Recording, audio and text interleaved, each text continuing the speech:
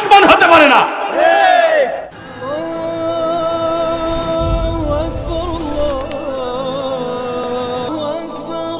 কি আমল করলে জাহান্নামের আগুন থেকে বাঁচা যাবে? জীবনের গণমাপ হবে, জান্নাত পাওয়া যাবে। জানার দরকার আছে না নাই? আমরা যেহেতু একজনও জাহান্নামে যেতে চাই, জান্নাত যেহেতু যেতে চাই, জান্নাতে যেহেতু যেতে চাই, জাহান্নামের আগুন থেকে যদি যেহেতু বাঁচতে চাই, আল্লাহকে বলছে, আল্লাহ আমাদের একটা আমলের কথা বলে দাও, যে আমল করলে আমরা জাহান্নামের আগুন থেকে বাঁচতে পারবো আর তোমার জান্নাতে যেতে পারবো। এখন আল্লাহ বলছে, শোনেন। আচ্ছা ভাই, আল্লাহর কথার ভিতরে কি কোনো মিথ্যা কথা আছে?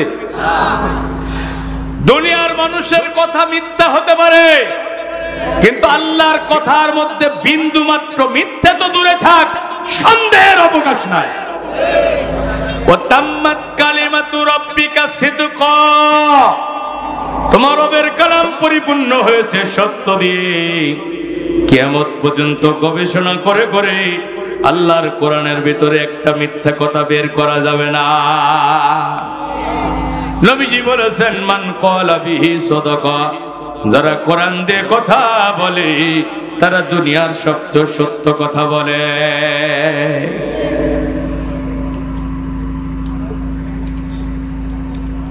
এ ভাই, যেহেতু সবাই জাহান্নামের আগুন থেকে বাঁচতে চান, জান্নাতে যেতে চান, আমি এই ব্যাপারে কোরআন থেকে একটা আমলের কথা বলে দোয়া করে চলে যাব ইনশাআল্লাহ।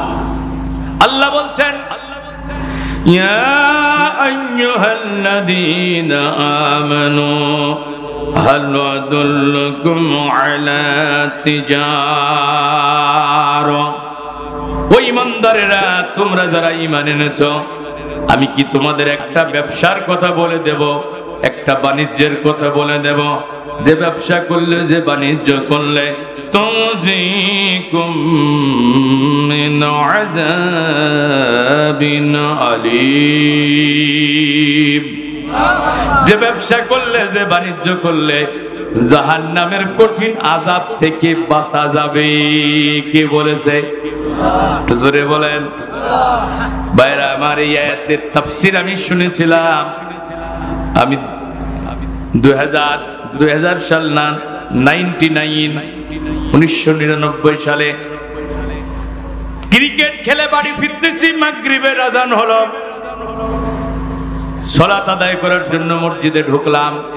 নামাজের পরে ঘোষণা হলো, আল্লাহর কিছু বান্দা এসেছে, তোমাদেরকে কোরআন থেকে আলোচনা শোনাবে, নামাজের পরে সবাই একটু বসে যেও।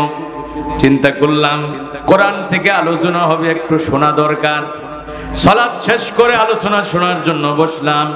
আল্লাহর এক বান্দা এখান থেকে তেলাওয়াত করে করে শোনাতেছিলেন, ও ঈমানদারেরা, একটা ব্যবসার কথাকে আমি তোমাদের বলবো, যে ব্যবসা করলে জাহান্নামের কঠিন আযাব থেকে বাঁচা যাবে। আমি তখন ছোট মানুষ, কিন্তু কথাটা আমার হৃদয়ের ভিতরে রিভিলেশন সৃষ্টি করলাম, একটা বিপ্লব সৃষ্টি করলো। চিন্তা করলাম, আহারে কি এমন ব্যবসা, যে ব্যবসা করলে জাহান্নামের আগুন থেকে বাঁচা যায়। যদি ওই ব্যবসার সন্ধানটা পাইতাম, তাহলে অবশ্যই জাহান্নামের আগুন থেকে বাঁচার জন্য ব্যবসাটা করতাম। কারণ আল্লাহ ব্যবসার কথা বলেছেন, এই ব্যবসা করলে নিশ্চিতভাবে জাহান্নামের আগুন থেকে বাঁচা যাবে, এতে কোনো সন্দেহ নাই। এখন আল্লাহ বলছে, শোনো, যদি জাহান্নামের আগুন থেকে বাঁচতে চাও, যে ব্যবসা করা লাগবে, ওই ব্যবসার সন্ধানটা আমি তোমাদের দিচ্ছি, তোমরা শোনো। তুমিনুনা বিল্লাহি ওয়া রাসূলিহি ওয়া তুজাহিদুনা ফি সাবিলিল্লাহি বিআমওয়ালিকুম ওয়া আনফুসিকুম, যালিকুম খায়রুল লাকুম ইন কুনতুম তা'লামুন। আল্লাহ বলছে, জাহান্নামের আগুন থেকে যদি বাঁচতে চাও, তাহলে আল্লাহ এবং রাসূলের উপরে ঈমান আনো, আল্লাহ এবং রাসূলের উপরে ঈমান আনো। এখন আমি আপনাদের কাছে জানতে চাই, আল্লাহ তো প্রথমে বললেন, ইয়া আইয়ুহাল্লাযীনা আমানু হাল আদুল্লুকুম আলা তিজারা, ও ঈমানদারেরা, আমি কি তোমাদের একটা ব্যবসার কথা বলবো? ব্যবসার কথা তো বললেন আল্লাহ ঈমানদারদের, কিন্তু আল্লাহ আবার নতুন করে বলছেন তুমিনুনা বিল্লাহি ওয়া রাসূলিহি। জাহান্নামের আগুন থেকে যে ব্যবসা করা লাগবে, বাঁচতে হলে যে ব্যবসা করা লাগবে, এই ব্যবসা করতে হলে আবার নতুন করে আল্লাহ এবং রাসূলের উপরে ঈমান আনা লাগবে। ঈমানদারদের আল্লাহ ব্যবসার কথা বলেছেন, কারণ জাহান্নামের আগুন থেকে বাঁচতে হলে ঈমানদার হওয়া লাগবে। কারণ আপনার ঈমান যদি ঠিক না থাকে তাহলে আপনি কোনোদিন জান্নাতে যেতে পারবেন না। একজন বেঈমানও জান্নাতে যেতে পারবে না। এজন্য আল্লাহ প্রথমে ঈমানদারদের বলছে, ও ঈমানদারেরা, যদি জাহান্নামের আগুন থেকে বাঁচতে চাও তাহলে একটা ব্যবসা করো। আর ওই ব্যবসার প্রথম পুঁজি হলো আল্লাহ এবং রাসূলের উপরে ঈমান আনা। আবার নতুন করে ঈমান আনার কথা বলার মানে হলো এই ব্যবসার রাস্তাটা কিন্তু ফুল বিছানো নয়। এই ব্যবসার রাস্তাটা কিন্তু দুর্গম, বন্ধুর কণ্টকাকীর্ণময়, বাধার বিন্ধ্যাচলে ভরা। এই রাস্তার বাঁকে বাঁকে বাধা আসবে, বিপদ আসবে, মুসিবত আসবে, জেল হবে, জুলুম হবে, ফাঁসির মঞ্চ অপেক্ষা করবে, মেশিন গানের বুলেট দিয়ে বুক ঝাঁঝরা করে দেওয়া হবে। ফিরআউন, নমরুদ, আবু জেহেল, আবু লাহাব, উতবা, শাইবার, প্রেতাত্মাদের মোকাবেলা করা লাগবে। এই জন্য আল্লাহ বলছেন দুর্বল ঈমান হলে এই ব্যবসা করা যাবে। এই ব্যবসা করতে হলে মজবুত কঠিন ঈমানের অধিকারী হতে হবে, যে ঈমান ফাঁসির মঞ্চে দাঁড়িয়ে জীবনের জয়গান গাইবে কিন্তু বাতিলের কাছে মাথা নত করবে না। আমার ভাইরা, দুনিয়ার গড্ডালিকায় গা ভাসিয়ে পুষ্প সজ্জায় যারা জীবন অতিবাহিত করে, দুনিয়ার মোহে পড়ে যারা দুনিয়ার স্বার্থের কাছে নিজেদের ঈমান বিক্রি করে দিয়েছে, এই সুবিধাবাদী ঈমানদাররা জাহান্নামের আগুন থেকে বাঁচার ব্যবসা করতে পারবে না।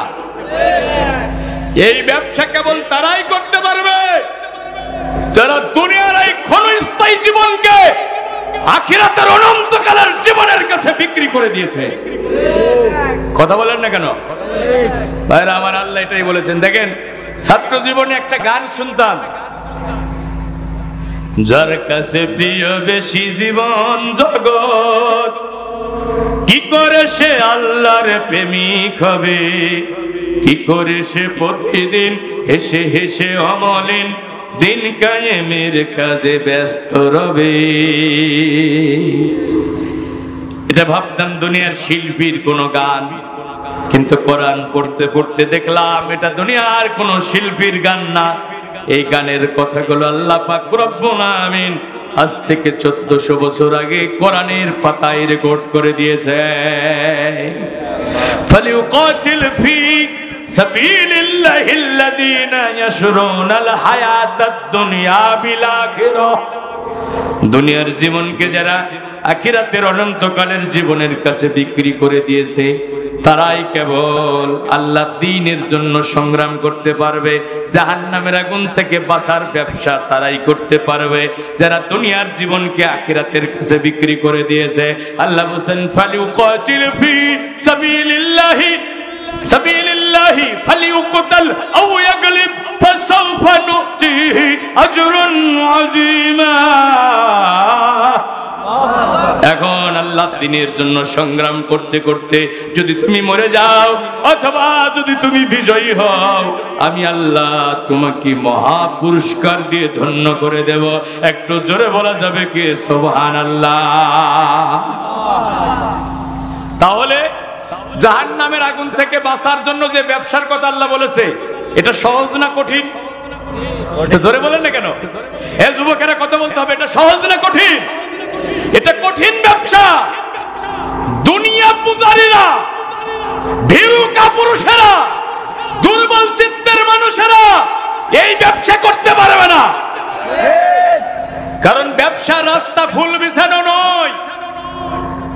ব্যবসার রাস্তায় মামলা হবে, হামলা হবে, জেল আসবে, জরিমানা হবে, ফাঁসির মঞ্চ অপেক্ষা করবে, রিমান্ডে হাতের নখ উপড়ে ফেলা হবে, ঘর ছাড়া হতে হবে, বাড়ি ছাড়া হতে হবে। বাবারে ফাঁসির মঞ্চে ঝুলিয়ে দিয়েছে, ছেলের গুম করে দিয়েছে, বাবাকে ফাঁসি দেওয়া হয়েছে, বাড়িতে হামলা করা হয়েছে। এরকম কঠিন পরিস্থিতির সম্মুখীন হওয়ার জন্য প্রস্তুত থাকবে যারা, জাহান্নামের আগুন থেকে বাঁচার ব্যবসা করতে পারবে তারা। মরার আগে যারা মরে গেছে, বুঝলেন না, মরার আগে যারা মরে গেছে তাদের জন্য এই দুর্বল ভীরু কাপুরুষের জন্য এই ব্যবসা না। জাহান্নামের আগুন থেকে আল্লাহ বাঁচিয়ে দেবেন, জীবনের গুনাহ মাফ করে দেবেন, এমন জান্নাত দান করবেন যে জান্নাতের নিচ দিয়ে ঝর্ণা ধারা প্রবাহিত হয়ে গেছে ওয়াদাকার। তাহলে এত এত পুরস্কার যে ব্যবসা করলে পাওয়া যাবে, তাহলে সেই ব্যবসায় কষ্ট করার দরকার। এই ব্যবসা যারা করবে তারা বেনামাজি হবে না। কথা বলেন না কেন? তারা নামাজের সামনের কাতারে থাকবে। এখন বাংলাদেশে অনেক মুসলমান আছে নিজেদেরকে মুসলিম বলে দাবি করে, বছরের পর বছর মসজিদে ঢোকে না, ভুল করেও নামাজ পড়ে না। আছে না নাই? কষ্ট হচ্ছে আপনাদের? হ্যাঁ, কঠিন মজবুত ইমানের অধিকারী হতে হবে। এমন ইমান আজান হলে তার ইমানের বারুদার তাকে স্থির থাকতে দেবে না। এমন কঠিন ইমান, কোটি কোটি টাকা, অবৈধ টাকা যদি তার সামনে আসে, আল্লাহর ভয়ে হারাম মনে করে সে সেটাকে ছেড়ে দেবে। একজন সুন্দরী ধন্যী তপস্বিনী বিদুষিনী অষ্টাদশী সুদর্শনা সুনয়না রমণী তাকে অবৈধভাবে ডাকবে এনজয় করার জন্য। সে বলবে ইন্নী আখাফুল্লাহ, আমি আমার আল্লাহকে ভয় করি। তার অগাধ ক্ষমতা থাকবে, কিন্তু অন্যায় ভাবে সে কোনো মানুষের উপরে জুলুম করবে না। তার হাতের দ্বারা, জবানের দ্বারা কোন মুসলমান কষ্ট পাবে না। ও তাওয়ানু আলাল বিররি ওয়াত তাকওয়া, ভালো এবং আল্লাহকে ভয় করা কাজে সে সব সময় অগ্রগামী থাকবে। ওয়ালা তাওয়ানু আলাল ইসমি ওয়াল উদওয়ান, আল্লাহ বিরোধী কোন কাজে তার কোনো ভূমিকা থাকবে না, বরং আল্লাহ দ্রোহী কাজ পৃথিবীর বুক থেকে বিদায় করে দেওয়ার জন্য সে জনগণকে সংগঠিত করবে। অন্যায়ের বিরুদ্ধে সে জীবন বাজি রেখে প্রচন্ড বিদ্রোহ করবে। বাইরাবার এই কঠিন মজবুত ইমানের অধিকারী হওয়ার পরে আল্লাহ এবং রাসূলের উপরে এমন কঠিন ইমান, সেই ইমানের একটা দৃষ্টান্ত দেব। দেখেন, বদরের যুদ্ধে হযরত আবু বকর ইসলামের পক্ষে আর আবু বকরের ছেলে আব্দুর রহমান ইসলামের বিপক্ষে। যুদ্ধ শেষে ছেলে এবং বাবার মধ্যে কোনো এক সময় কথোপকথন হচ্ছে। ছেলে আব্দুর রহমান ইসলাম গ্রহণ করার পরে বাবাকে বলছে, বাবা, বদরের ময়দানে আমি আপনাকে অনেকবার আঘাত করার সুযোগ পেয়েছি, কিন্তু বাবা হিসাবে আঘাত করি নাই, আপনাকে ছাড় দিয়েছি।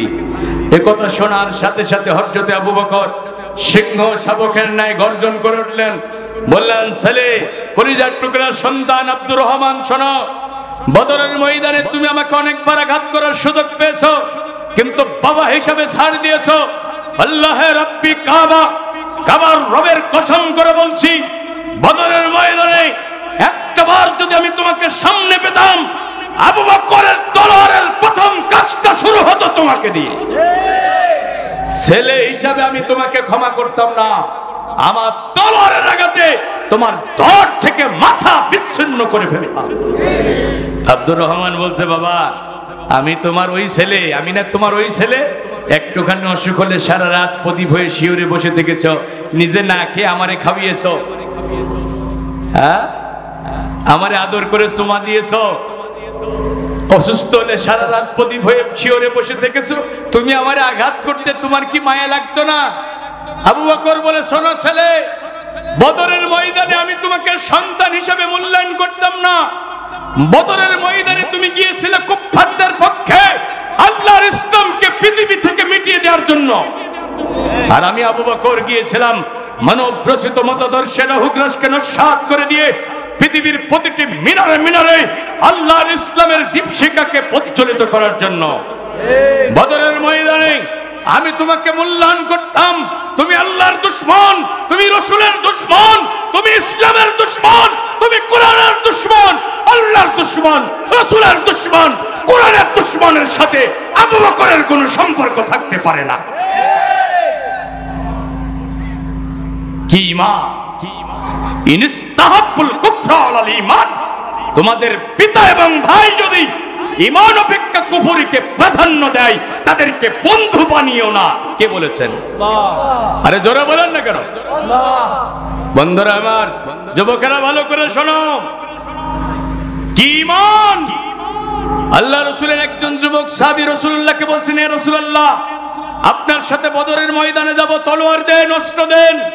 রাসূলুল্লাহ বললেন, অস্ত্র তো নাই। সাহাবী দেখলেন একটা শুকনা খেজুরের ডাল পড়ে রয়েছে। কি ঈমান দেখেন! সাহাবী শুকনা খেজুরের ডালটা নিয়ে রাসূলের কাছে গেলেন, বললেন, ইয়া রাসূলুল্লাহ, আপনার এই হাত দিয়ে, পবিত্র হাত দিয়ে শুকনা খেজুরের ডাল আমার হাতে তুলে দিন। এই শুকনা খেজুরের ডাল নিয়ে আমি কুফফারদের মোকাবেলা করব। সাহাবী বলছেন, রাসূলুল্লাহর দেয়া শুকনো খেজুরের ডাল নিয়ে আমি কাফিরদের ভিড়ের মধ্যে ঢুকে পড়লাম, আর কাফিরদের গর্দানে ঘাত করতে লাগলাম। আল্লাহর কসম, একটা ধারালো তলোয়ার দিয়ে আঘাত করলে যে দৃশ্যের অবতারণা হয়, রাসূলুল্লাহর দেয়া শুকনো খেজুরের ডাল দিয়ে আঘাত করার সাথে সাথে কাফিরদের কল্লা কেটে কেটে মাটিতে পড়ে যেতে লাগলো। ভাইরা আমার, তাহলে ঈমান মজবুত লাগবে না দুর্বল লাগবে? আরে জোরে বলেন না কেন? দুর্বল ঈমান হলে হবে না, মজবুত ঈমানের অধিকারী হতে হবে। আমি আবারও দৃষ্টান্ত দিচ্ছি, দেখেন, আল্লাহ রাসূল জিহাদের জন্য মুজাহিদদের নামের তালিকা করছেন। একজন মহিলা ছোট্ট একটা মাসুম বাচ্চা নিয়ে রাসূলুল্লাহর কাছে চলে গেলেন, বললেন, ইয়া রাসূলুল্লাহ, আমার এই বাচ্চাটাকে আপনি মুজাহিদদের কাতারে নাম লিখিয়ে নেন। আল্লাহ রাসূল বললেন, মহিলা, মাথা ঠিক আছে? যুদ্ধের ময়দান তো খেলার মাঠ না, কিনা কৌতুকের মাঠ না। তোমার এই বাচ্চা ঘোড়ার পিঠে চড়তে পারবে না, ঢাল ধরতে পারবে না, তলোয়ার চালাতে পারবে না। এই বাচ্চা কেন আনছো? মহিলা বলছে, ইয়া রাসূলুল্লাহ, আমি জানি আমার এই বাচ্চা ঘোড়ার পিঠে চড়তে পারবে না, ঢাল ধরতে পারবে না, তীর নিক্ষেপ করতে পারবে না, বর্ষা চালাতে পারবে না, কিন্তু আমার এই সন্তান তো জিহাদের ময়দানে ঢাল হতে পারবে। সুবহানাল্লাহ বলবেন না? আপনি আমার এই সন্তানটাকে নিয়ে যান, পৃথিবীর বুক থেকে ইসলামের দীক্ষিপাকে নিভিয়ে দেওয়ার জন্য কাফেররা যখন ইসলামের সেনাপতি তাওহীদের নিশান বর্ধন নবী আরবীকে হত্যা করার জন্য ডান দিক থেকে তীর নিক্ষেপ করবে, ইয়া রাসূলুল্লাহ, আপনি আমার বাচ্চাটাকে ডান দিক উঁচু করে ধরবেন। কাফেররা যখন বাম দিক থেকে তীর নিক্ষেপ করবে, আপনি আমার কলিজার টুকরা সন্তানকে বাম দিক উঁচু করে ধরবেন। সামনের দিক থেকে যখন বর্ষার আঘাত আসবে, তলোয়ারের আঘাত আসবে, আপনি আমার কলিজার টুকরা সন্তানকে সামনের দিকে উঁচু করে ধরবেন। কাফিরদের তীরের আঘাতে, বর্ষার আঘাতে, তলোয়ারের আঘাতে আমার কলিজার টুকরা সন্তান কেটে কেটে টুকরা টুকরা হয়ে যাবে, শহীদ হয়ে যাবে। আর বিনিময়ে পৃথিবীতে বিশ্ব নবী, আমার কলিজার নবী বেঁচে থাকবে। আমি মা, এটাই আমার জীবনের সবচেয়ে বড় সান্ত্বনা।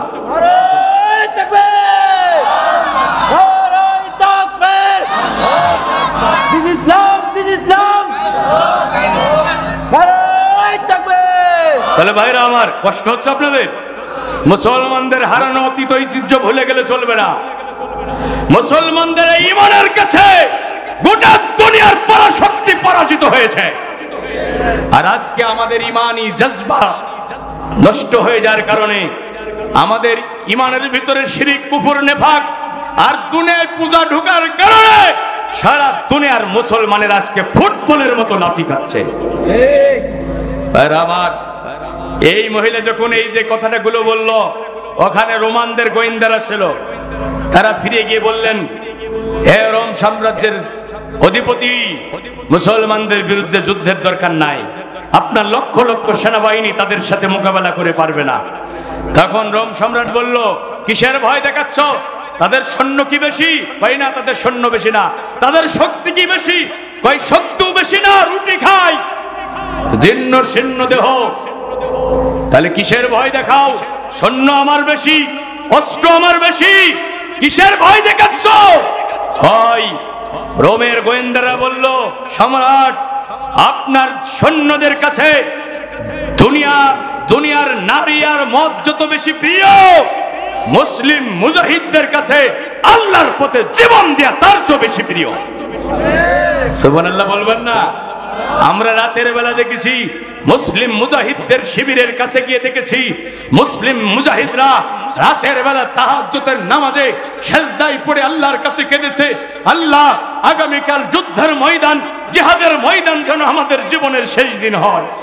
তোমার দিনকে বিজয়ী করার জন্য আমরা জিহাদের ময়দানে যাব, আমরা যেন শহীদ হয়ে তোমার কাছে হাজিরা দিতে পারি, আমরা যেন এই তাবুতে আর ফিরে না আসি। এভাবে তারা ডুকরে ডুকরে আল্লাহর কাছে কেঁদেছে। আর আমরা আপনার সৈন্যবাহিনীর শিবিরে গিয়ে দেখেছি রাত যত গভীর হয় আপনার সৈন্যদের মদ পান আর নারী নিয়ে লীলা খেলা তত বেড়ে যায়। আপনার সৈন্যরা মদ পান করে, মদের বোতলের অর্ধেক রেখে দেয়, কয় যুদ্ধের ময়দান থেকে ফিরে এসে বাকি মদ পান করব।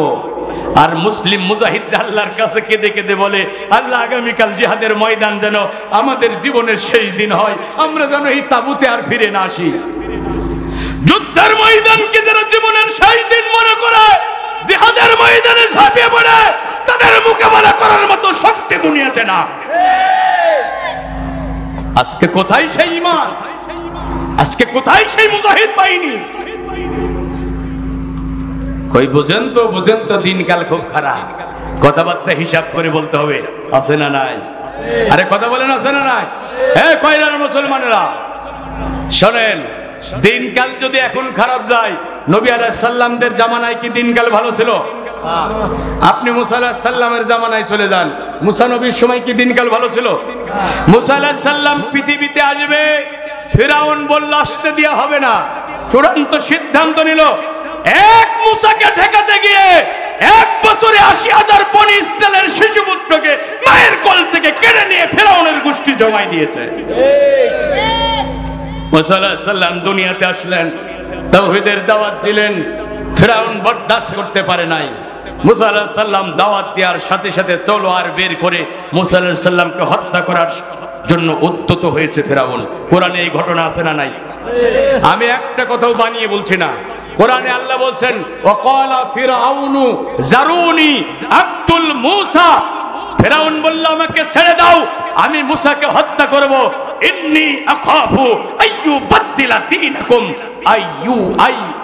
আইয়ুযহিরা ফিল আরদিল ফাসাদ, আমার ভয় হচ্ছে মুসা আমার রাষ্ট্রের আইন কানুন পাল্টিয়ে দেবে, বদলিয়ে দেবে, সে রাষ্ট্রের ভিতরে বিশৃঙ্খলা সৃষ্টি করবে। ভাইরা আমার, মুসা আলাইহিস সালাম দাওয়াত দেওয়ার সাথে সাথে ফিরাউন মুসা আলাইহিস সালামকে হত্যা করার জন্য উদ্বুদ্ধ হয়েছে। এরপরে নমরুদের মূর্তি পূজার বিরোধিতা করলেন মুসলিম জাতির পিতা হযরত ইব্রাহিম আলাইহিস সালাম। নমরুদ বরদাস্ত করে সালাম দেখলো তার মাজায় শিকল বেঁধে আগুনে ফেলার জন্য টানা হচ্ছে, তার আপন পিতা আজরও শিকল ধরে টানছে। আমি আপনাদের আশার বাণী শোনাতে চাই, আমি হতাশার বেড়াজাল থেকে আপনাদের বের করে আনতে চাই।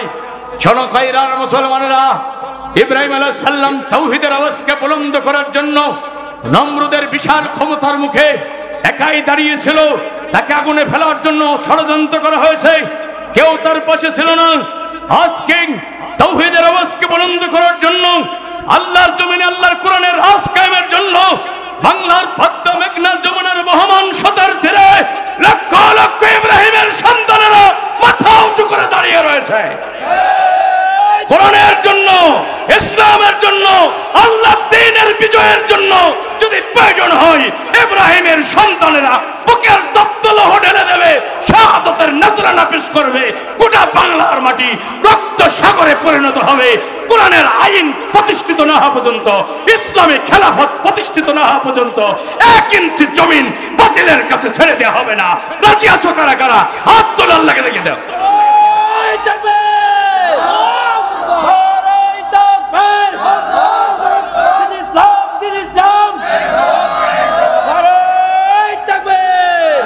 ভাইরা আমার, হতাশার কারণ নাই।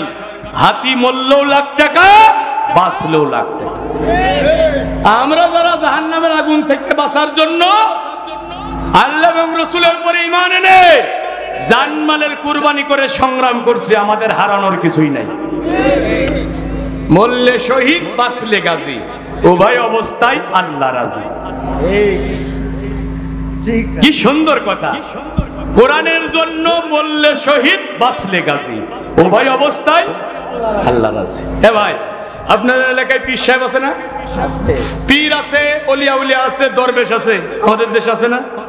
কোন পীর যদি স্বাভাবিকভাবে মারা যায়, তার লাশ থাকবে কবরে, রুহু চলে যাবে ইল্লিনে অথবা সিজ্জিনে। কি হবে সাহেব, ঠিক আছে কিনা? কেউ যদি স্বাভাবিকভাবে মারা যায়, সে যত বড় বুজুর্গ হোক, তার লাশ থাকবে কবরে, রুহু চলে যাবে ইল্লিনে অথবা সিজ্জিনে। কিন্তু কেউ যদি আল্লাহর দ্বীনের পথে জীবন দেয়, কোরআনের জন্য সংগ্রাম করেছে, আল্লাহর দ্বীনকে বিজয়ী করার জন্য জানমালের কুরবানি করে আন্দোলন করেছে, তাকে ফাঁসি দেওয়া হয়েছে অথবা মেশিন গানের বুলেট চালিয়ে বুক ঝাঁঝরা করে তাকে হত্যা করা হয়েছে, কোরআন বলতেছে তার লাশ থাকবে কবরে, রূহ চলে যাবে সরাসরি জান্নাতে সবুজ পাখির ভিতরে। বালাহিয়াউন ইনদা রাব্বিহিম ইউরযাকুন, তারা সরাসরি আল্লাহর কাছ থেকে রিজিক প্রাপ্ত হবে। সুবহানাল্লাহ, জোরে বলবেন না? তাহলে এই জাহান্নামের আগুন থেকে বাঁচতে হলে ঈমান লাগবে মজবুত। এরপর আল্লাহ বলছেন তুজাহিদুনা ফি সাবিলিল্লাহি বিআমওয়ালিকুম ওয়া আনফুসিকুম, তারা জান আর মাল দিয়ে আল্লাহর জমিনে আল্লাহর দ্বীনকে বিজয়ী করার জন্য সংগ্রাম করবে। আল্লাহর দ্বীনকে বিজয়ী করার মানে হলো ব্যক্তি জীবন থেকে শুরু করে আন্তর্জাতিক জীবন, রান্নাঘর থেকে শুরু করে বঙ্গভবন পর্যন্ত সব জায়গায় আল্লাহর দ্বীন ইসলামের বিধান থাকবে। কথা ভালো করে বোঝেন, সব জায়গায় ইসলামের বিধান আছে না নাই? আর জোরে বলেন আছে না নাই? সকালবেলা ঘুম থেকে উঠে বাথরুমে যাবেন, বাথরুমে ঢুকবেন কিভাবে, বের হবেন কিভাবে, ইসলামে বিধান আছে না নাই? প্রচন্ড ক্ষুধা লেগেছে, আপনি কিভাবে খানা খাবেন, এই খানা খাওয়ার বিধান ইসলামে আছে না নাই? আপনি ব্যবসায়ী মানুষ, কিভাবে ব্যবসা বাণিজ্য করবেন, ইসলামে বিধান আছে না নাই? রাস্তা দিয়ে হেঁটে বাজারে যাবেন, কিভাবে রাস্তা দিয়ে হাঁটবেন, রাস্তা দিয়ে হাঁটার নীতিমালা কোরআনে আছে না নাই? ও আমার ভাইরা, আপনি রাষ্ট্রপতি, কিভাবে রাষ্ট্র পরিচালনা করবেন, রাষ্ট্র পরিচালনার নীতিমালা কোরআনে আছে না নাই? আওয়াজ দিয়ে বলতে হবে, আছে না নাই? সব বিধান কোরআনে আছে, ইসলামে আছে। মুকাম্মাল হায়া ওয়ান নিজাম, এটা একটা পূর্ণাঙ্গ জীবন ব্যবস্থা। মানুষের জীবন চলার এমন কোন দিক বিভাগ নাই যেখানে ইসলামের নীতিমালা নাই।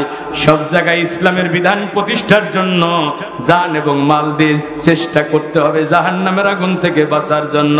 আল্লাহ বলছেন যালিকুম খায়রুল লাকুম ইন কুনতুম তা'লামুন, এই ব্যবসাটা হলো দুনিয়ার সবচেয়ে লাভজনক ব্যবসা যদি তোমরা উপলব্ধি করতে পারো। এটা কে বলছে ভাই? একটু জোরে বলেন ভাই। আপনারা যদি সাড়া দেন আমার কথা বলতে মজা লাগবে। এটা সবচেয়ে লাভজনক ব্যবসা। কে বলছেন? এটা সবচেয়ে লাভজনক ব্যবসা এই কারণে, এই ব্যবসা করলে জাহান্নামের আগুন থেকে বাঁচা যায়, এই ব্যবসা করলে জীবনের গুনাহ মাফ হয়, এই ব্যবসা করলে জান্নাত পাওয়া যায়। তাহলে এর চেয়ে লাভজনক ব্যবসা কি আর পাওয়া যাবে? তাহলে এই ব্যবসার কথা কে বলছে? আমি কি বানিয়ে বলছি ভাই? এ ভাই, যাদের মনে সন্দেহ সংশয় আছে আমি তাদের বলছি কুরআনুল কারীমের 61 নম্বর সূরা, সূরা সফের 10, 11, 12, 10, 11, 12 এই তিনটে আয়াত বাড়ি গিয়ে কোরআন খুলে দেখে নেবেন। যদি আপনাদের মনে সন্দেহ হয় যে হুজুর হয়তো বানিয়ে বানিয়ে বলছে, আচ্ছা কোরআন সবার ঘরে আছে না নাই? তা আপনি একটু কোরআনটা খুলে সূরা সফের 10, 11, 12 নম্বর আয়াত দেখবেন, যেখানে আল্লাহ কি বলছেন। জানাল মাল দিয়ে আল্লাহর জমিনে আল্লাহর দ্বীনকে বিজয়ী করার জন্য, কোরআনের রাজ কায়েমের জন্য চেষ্টা করো, তাহলে কি হবে? এটা সবচেয়ে কল্যাণকর ব্যবসা। কারণ এই ব্যবসা যদি তোমরা করতে পারো, ইয়াগফির লাকুম যুনুবাকুম, আমি আল্লাহ ওয়াদা করছি তোমাদের জীবনের সব গুনাহ মাফ করে দেয়া হবে। সুবহানাল্লাহ। যারা বলেন নাই তারা কি রাগ করেছেন? ইয়াগফির লাকুম যুনুবাকুম, তোমাদের জীবনের সব গুনাহ মাফ করে দেয়া হবে। যারা বলেন সুবহানাল্লাহ। আচ্ছা, এই সুসংবাদ পাওয়ার পরে যারা উঠে চলে যাচ্ছে তারা মনে হয় রাগ করছে। আরে এই আলোচনা যেদিন আমি শুনছিলাম, বিশ্বাস করেন, এদিকে দেখান, এই কোরআনের আলোচনা যেদিন আমি শুনছিলাম, এই আয়াতের আলোচনা আমি যত শুনেছি আমার হৃদয়ের ভিতরে উদ্বেলিত হতেছিল, আমার হৃদয়টা বিমুক্ত বিমোহিত হতেছিল। কি বিস্ময়কর ব্যাপার! আল্লাহ দেয়া জান আর মাল দিয়ে আল্লাহ দ্বীনের পথে সংগ্রাম করলে জীবনের গুনাহ মাফ হবে, জান্নাত পাওয়া যাবে, জাহান্নামের আগুন থেকে বাঁচা যাবে। এর চেয়ে সুসংবাদ কি আর কিছু থাকতে পারে ভাই? আপনি কেন বোঝেন না ভাই? কবে বুঝবেন আপনি? এজন্য ফিলিস্তিনের একটা মসজিদের খতিব তিনি সবচেয়ে সংক্ষিপ্ত খুতবা দিলেন, বললেন যে 30,000 শহীদ, 70,000 আহত, লক্ষ লক্ষ ফিলিস্তিনি নারী পুরুষ উদ্বাস্ত শিবিরে রয়েছে। এরপরও যদি আপনাদের ঘুম না ভাঙে, আমার আধা ঘন্টা 40 মিনিটের ওয়াজ নসিহতে আপনাদের কি ঘুম ভাঙবে? ওয়াজের দরকার নাই, কাতার সোজা করুন, নামাজে দাঁড়িয়ে যান। ভাইরা আবার আল্লাহর কোরআনের বাণী নীরবে নির্ভীতে গুমরে গুমরে খাচ্ছে, রাসূলের আদর্শ পদদলিত হচ্ছে, অথচ এই 95% মুসলমান এই ভূখণ্ডে বসবাস করে। তাদের ঘুম ভাঙবে কবে? আচ্ছা ভাই বলেন তো, মুসলমান আইন মানবে কার? জোরে বলেন। জমিন কার? সবাইকে বলতে হবে, একজনও মুখ বন্ধ করে রাখবেন না। আপনারা বলেন তো, এই আকাশ আর জমিনের মালিক কে? আমরা, আমাদের মালিক কে? এই কোরআনের মালিক কে? আচ্ছা, জমিনও আল্লাহর, আমরাও আল্লাহর, কোরআনও আল্লাহর, কোন সন্দেহ আছে? তাহলে আল্লাহর জমিনে আল্লাহর বান্দাদের মাঝে আল্লাহর কোরআনের আইন চলবে, এখানে কারো আপত্তি থাকার কথা আছে? আল্লাহ বলছে, গোলাম যদি চেষ্টা করো, আমি আল্লাহ ওয়াদা করছি ইয়াগফিরু লাকুম যুনুবাকুম ওয়া ইয়াদখিলুকুম জান্নাতিন তাজরি মিন তাহতিহাল আনহার। আমি আল্লাহ ওয়াদা করছি, জীবন চলার পথে তোমার কিছু ভুল ভ্রান্তি হবে, তোমার কিছু গুনাহ হবে, আমি আল্লাহ বলছি তোমার এই গুনাহগুলো আমি আল্লাহ ধরব না। আমি আল্লাহ তোমাকে ক্ষমা করে দেব। ওই দুখুলকুম জান্নাতিন তাজরি মিন তাহতিহাল আনহার ওয়া মাসাকিন তাইয়্যিবাতান ফি জান্নাতিন আদন ফি জান্নাতি আদন। আমি আল্লাহ তোমাকে এমন জান্নাত দান করব যে জান্নাতের নিচ দিয়ে ঝর্ণা দ্বারা প্রবাহিত হয়ে গেছে। একটু জোরে বলা যাবে কি সুবহানাল্লাহ? যালিকা ফাউজুল আযীম। আর এটা হলো মহা সাফল্য। সুবহানাল্লাহ বলবেন না? আরো জোরে বলেন। ছেলেরে ডাক্তার বানানো মহা সাফল্য, কোটি কোটি টাকার মালিক হওয়া মহা সাফল্য। এই জান্নাত যারা পেল তারাই সফল হয়ে গেল। তাহলে রাজি আছেন আপনারা ভাইরা আমার? একটু হাত তুলে আল্লাহকে দেখেন তো। আমরা কোরআনের জন্য জানমাল দিয়ে মরণের আগ পর্যন্ত চেষ্টা করব। ও আল্লাহ, তুমি আমাদের এই হাতগুলো কোরআনের জন্য কবুল করো। আরো জোরে বলেন।